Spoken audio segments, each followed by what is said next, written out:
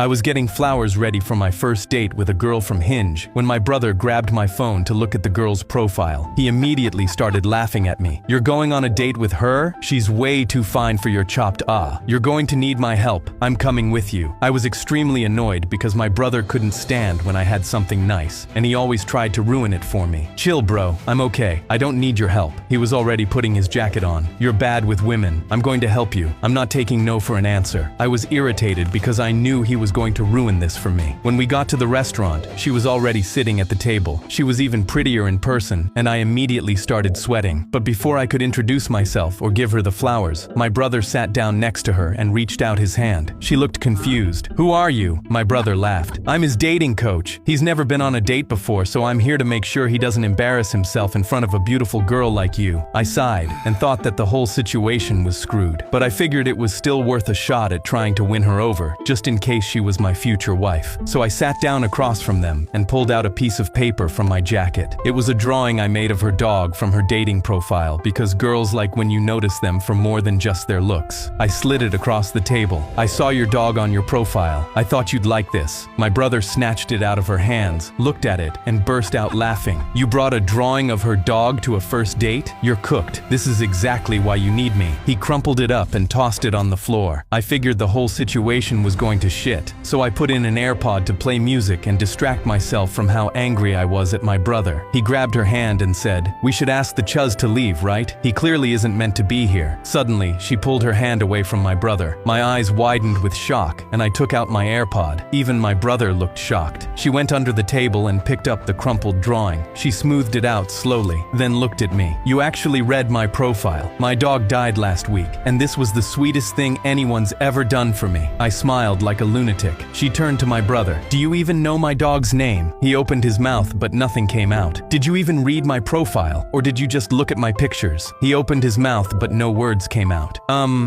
Well, you're beautiful." She stood up and sighed like she was sick of him. "Yes, I get it. You think I'm attractive, but I think it's clear that you're the one who isn't meant to be here." She grabbed my hand, took the flowers, and shooed him away like a fly. I couldn't contain my joy, and I dabbed on him. She dabbed too, and that's when I knew we were meant to be.